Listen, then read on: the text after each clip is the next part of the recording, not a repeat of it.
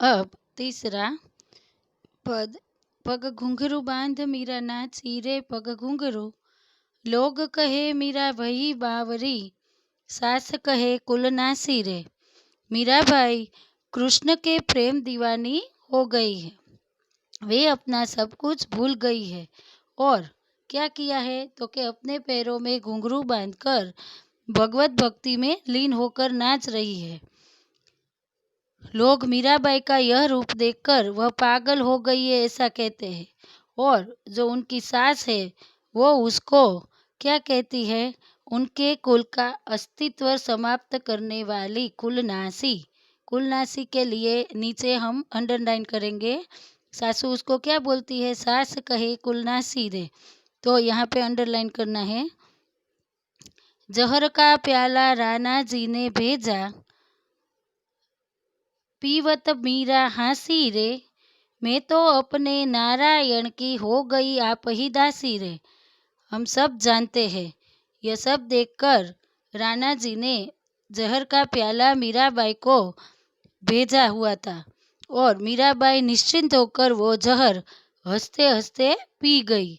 पीवत मीरा हंसी रे, यानी हंसी करते हंसते हंसते वो मीरा जहर का प्याला पी गई। मैं तो अपने नारायण की हो गई आप ही दासी रे। क्या कहती है मीराबाई, उन्होंने अपने आप को भगवान को समर्पित कर दिया है, आप ही दासी है किसकी, नारायण। नारायण यानी ईश्वर श्री कृष्ण, ठीक है। मीरा के प्रभु गिरिधर नागर, बेग मिलो अविनाशी रे। यहाँ मीराबाई कहती है कि गिरधारी भगवान श्री कृष्ण आप अजर अमर है, हे प्रभु आप मुझे शीघ्र ही दर्शन दीजिए। यहाँ हमारा जो है काव्य वो समाप्त हुआ। इसका मैं गुजराती में अनुवाद आपको बता दूं। सबसे पहले पद का, મીરાબાઈ કહે છે કે ગિરિ અર્થાત એટલે કે પર્વતને ઉંચકી લીધો તે જ શ્રી કૃષ્ણ મારા જીવનનો એકમાત્ર આધાર છે।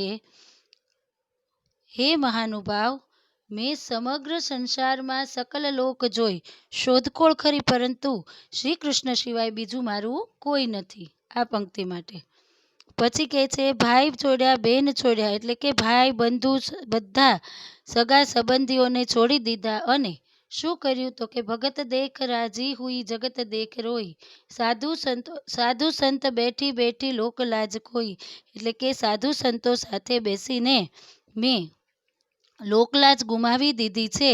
સાંસારિક લોકોને જોઈને, આ પંક્તિમાં સંસારિક લોકોને જોઈને મને રડવું આવે છે અને ભગવાનના ભક્તોને જોઈને મને આનંદ થાય છે।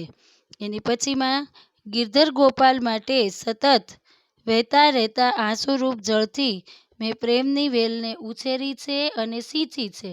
શું કીધું છે, પ્રેમની વેલને ઉછેરી છે, અસુવન જલ બેલી બોઈ એન સિંચી છે એમ।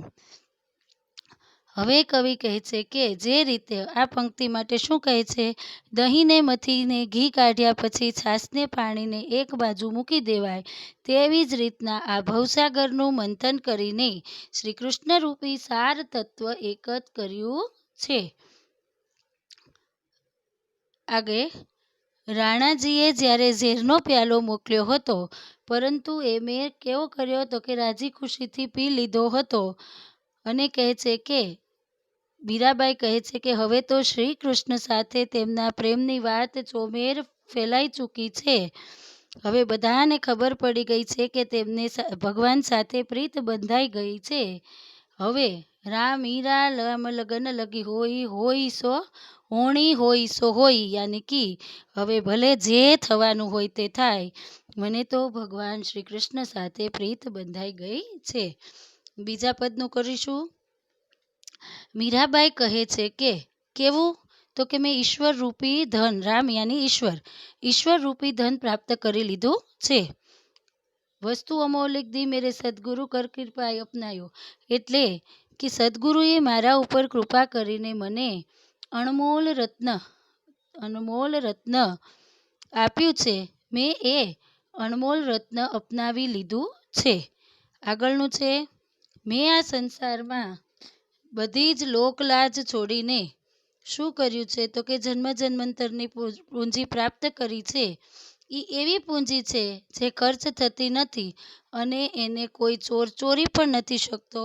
એટલું જ નહીં, એમાં દરરોજ સવાઈ વૃદ્ધિ થઈ રહી છે. મીરા કહે છે કે સચ્ચાઈની આ નૌકા પર સવાર થઈને મેં મારા સદગુરુ રૂપી નાવક સાથે સંસાર રૂપી સાગર પાર કરી લીધો છે. મીરા કે પ્રભુ ગિરધર નાગર હરિક હરિક જસ ગાયો. એટલે મીરા પ્રસન્ન થઈને પોતાના ભગવાન શ્રી કૃષ્ણના ગુણગાન કરે છે.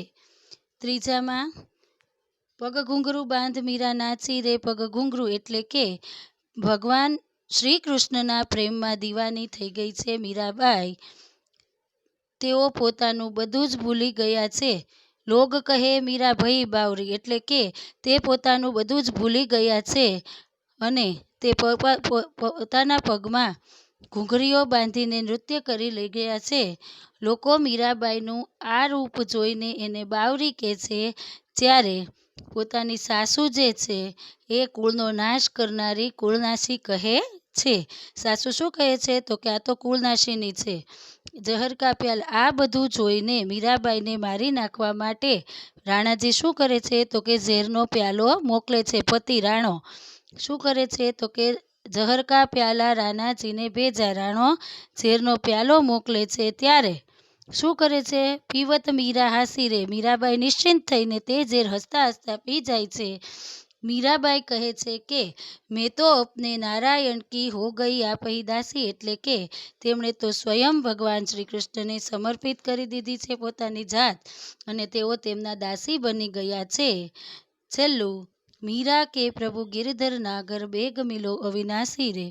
મીરાબાઈ કહે છે કે હે ગિરધારી ભગવાન શ્રી કૃષ્ણ, આપ અજર અમર છો, અવિનાશી એટલે કે અજર અમર છો. હે પ્રભુ, आप मने शीघ्र दर्शन आपो. मेरे विद्यार्थी भाई बहन, मैंने आपको हिंदी गुजराती दोनों में भावार्थ बताया है. मेरा प्रयास रहा, आशा रखती हूँ आपको पसंद आया होगा, समझे होगे आप. अगर कोई भी क्वेश्चन है तो आप मुझे व्हाट्सएप पर मैसेज कर सकते हैं या पूछ सकते हैं. फिर से एक बार मेरे विद्यार्थी भाई बहन, एक आपको अपनी फेयर बुक, पैराग्राफ बुक और भाषा रखी है तो लिखने का मुहावरा रखना होगा. स्पीड में आपको पेपर लिखना पड़ेगा. इसलिए फिर से एक बार मैं आपको वर्कबुक और फेयर बुक की बात कर दूं. सबसे पहले आपको एक पैराग्राफ बुक बनानी है जिसमें दिनांक डालकर पैराग्राफ लिखने हैं. दूसरी बात, आपको फेयर बुक बनानी है, उसमें शब्दार्थ, मुहावरे, टिप्पणी, आशय स्पष्ट लिखना है और छोटे छोटे 1-2 वाक्यों के प्रश्न लिखने हैं. ठीक है. और तीसरी हमें वर्कबुक बनानी है जिनमें बड़े प्रश्न से लेकर व्याकरण विभाग तक सब कुछ लिखना है. और फेयरबुक और वर्कबुक दोनों में आशय स्पष्ट लिखना है. आशा रखती हूँ मेरे विद्यार्थी भाई बहन आप सब यह गृह कार्य अपना ठीक से कर लेंगे. Okay, bye, thank you, take care.